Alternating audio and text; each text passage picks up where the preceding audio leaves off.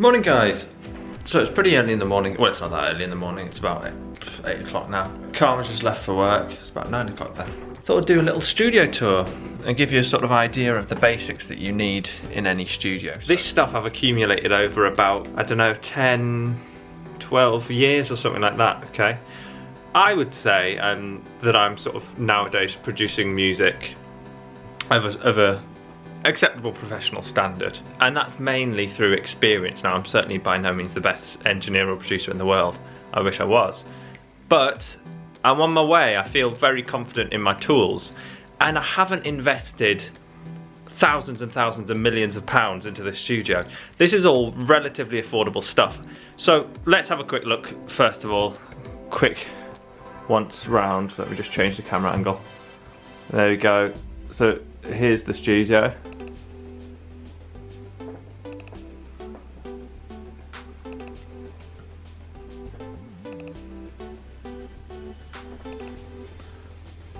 Okay, so let's start at the desk. So I've got this lovely Roland piano here. This is a fully weighted 88 key RD700GX, so it's relatively outdated nowadays, but it still performs as good as it did the day I bought it. It's never let me down. I teach from here.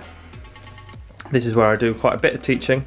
I've never had any complaints from the students. The kids love, especially at the minute, it's nearly Christmas, so many different sounds. I'm giving, obviously most kids are now working on Christmas carols, so we're doing lots of jingle bells sounds and stuff like that, and it just sort of adds another element that maybe you couldn't get with an acoustic piano.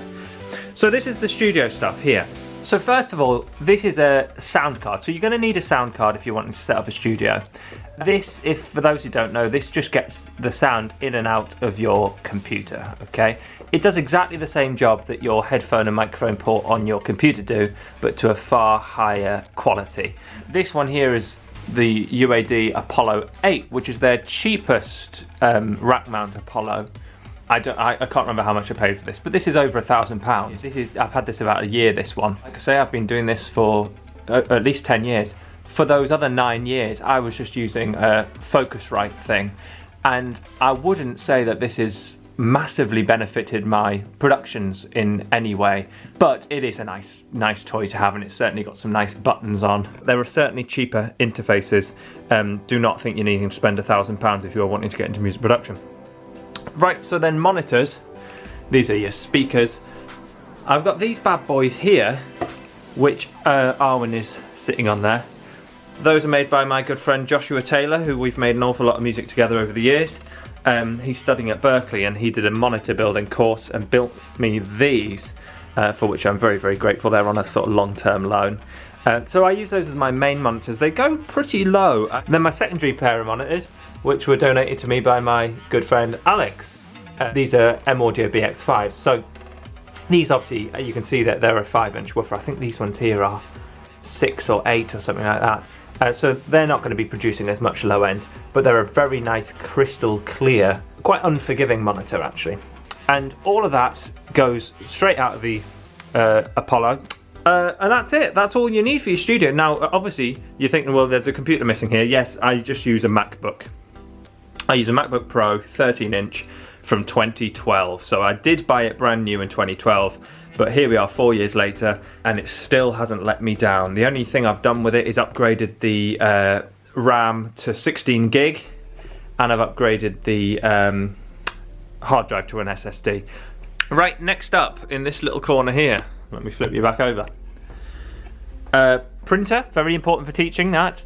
Epson, bad boy. And then this terrible, horrible Marshall amp, MG50DFX. But I just use it as a loudspeaker, and any of my tones I actually get from my very, very old Boss GT8, which I still manage to get some acceptable tones from. You can see those coloured LEDs coming out there. And this mysterious beast here, which I'm going to do a video on at some point, this is a prototype of a design that I'm working on with my good friend Kerry Turner and Alex, who provided the monitors. We're working on this at Arc Guitars. Let's see if we can get that in focus. There we go, Arc Guitars, Kerry Turner. So I did that with my nose, that autofocus. You'll be finding out a lot more about that beauty in years to come. It's a prototype, it's got an awful lot of problems. We're already working on Mark II, which we are hopefully addressing all of the problems with this one, then we'll address all the problems with Mark II. Now this is my bookshelf. Notice that most of them are actually empty and they've just got a few candles in, but most of this stuff here, in fact all of this stuff, is for teaching. I've got all of this is for teaching, I don't use any of this myself. Now these two shelves here, these are my things, okay? So Mixing Secrets of the Home Studio is absolutely essential. If you don't have that book, you haven't read it, then you are seriously missing out on life. Plus it feels really good. It's like a rubberized finish, so just buy it to feel it. Mixing Secrets I have read from page to page 3-4 times now, and every single time I get something else out of it. Mike Senior, who writes for Sound on Sound, and then the Paul White Sound on Sound books as well, these just little basic ones. They're really good. I love the Sound on Sound guys, and here's my collection of back catalogue of Sound on Sound, although I do get rid of them eventually. Then I've got this shelf of books here, which I've decided I'm going to do a video on all of my books that I read. So at some point you'll get a video about these 2 cubes worth of of books, and the little Boston mug, because we are very close with my dear friend Juice in Boston. He's doing a very good job out there studying and making his millions. This is a studio essential.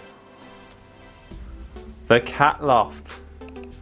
That's it. Cat loft with the Indian drum there. Every good studio needs a cat loft. Although a little Arwen over here seems to spend most of her time looking out of windows. But Bibbs, our other cat, she does like it up there. And finally, well, every studio needs a sofa, of course, and a little spare cupboard here with just odds and sods in. Acoustic treatment. So the ones on this wall here, these are designed just for your bog standard reflections. These are not particularly dense at all.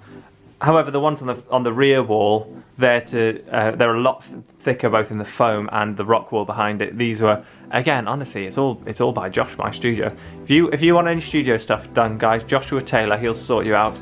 I mounted these myself with these little pine shelf brackets, which happen to match the pine of the Ujima flips, the acoustic panels. So looks quite smart, I think. And those do help a lot, especially in a very square room like this. And that's it, guys. That's my studio. I think I've talked you through everything. So, really important thing to note, guys, is you do not need to spend thousands of pounds. I have excessive amounts of stuff in this, and I've hardly got anything. I don't have any outboard gear. I've got a couple of microphones, but very, very standard things, very inexpensive mics. So mix referencing is something that I think I'll do a video about at some point. It doesn't matter how good or bad your setup is. You could be mixing on an iPad or a £100 laptop. Nowadays, computers are more than powerful enough to deal with any DAW, really. So there you go. That's all you need in your home studio. You need a little bit of acoustic treatment. Actually, that's probably the #1 thing you need is acoustic treatment. A very, very inexpensive way to improve your mixes. Then you need an okay computer, an okay sound card, and a couple of ways of hearing it. Now, you've already got your laptop speakers. You can use those. Nowhere near ideal. Pair of crummy headphones, you'll have those. Treat yourself to a good pair of headphones, and as much as you can on monitors, okay? So you've then got 4 different monitoring situations, and you can compare your mix on all 4.